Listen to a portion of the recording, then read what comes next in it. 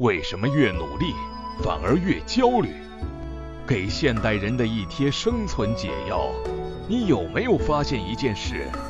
我们好像从来没有像现在这么努力，却也从来没有这么焦虑。每天醒来是演算法、KPI、讯息通知，还有一张永远做不完的待办清单。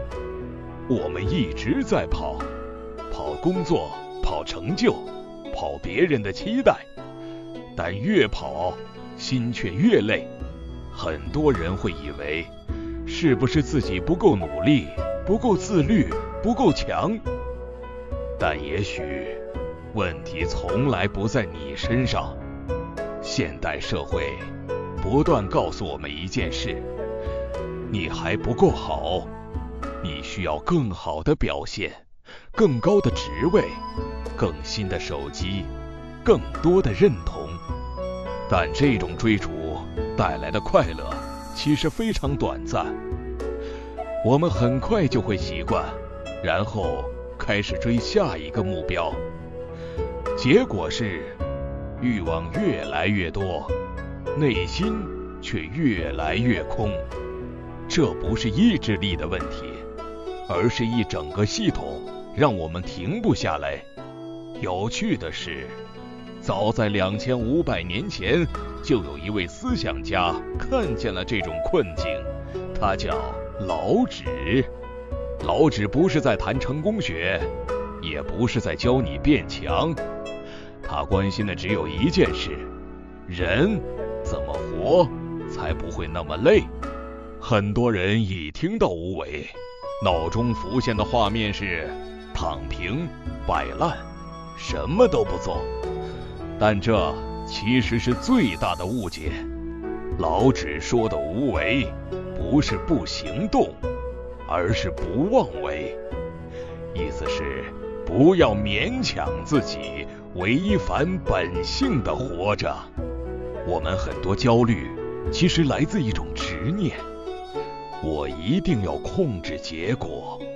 但老子提醒我们，有些事情越用力反而越乱。当你不再和世界硬碰硬，内心反而会慢慢松下来。老子对消费主义非常警惕，他早就说过，过度的刺激只会让人迷失方向。所以他提出一句很简单的话：知足者富。这不是要你放弃努力，也不是要你过苦日子，而是要你问自己一个问题：我现在想要的是真正需要，还是被比较出来的？当你开始减少对外在标签的依赖，你会发现真正的富有不是拥有更多，而是焦虑变少。在竞争激烈的世界里，我们常被教导要强、要快、要赢，但老子给了一个完全相反的答案：上善若水。水看起来柔弱，却能穿透岩石，因为它不硬碰，而是懂得转弯、等待、顺势而行。真正能走得长远的人，往往不是最强的，而是最有弹性的。这不只是哲学，也是一种非常实际的生存智慧。老子最后留下的一句话是：夫唯不争，故天下莫能与之争。不是你不够努力，而是你已经太努力了。也许你不需要跑得更快，不需要逼自己撑住，而是换一种方式活着。在这个充满不确定的时代，柔软其实是一种力量。如果你喜欢这样的思考，欢迎订阅这个频道。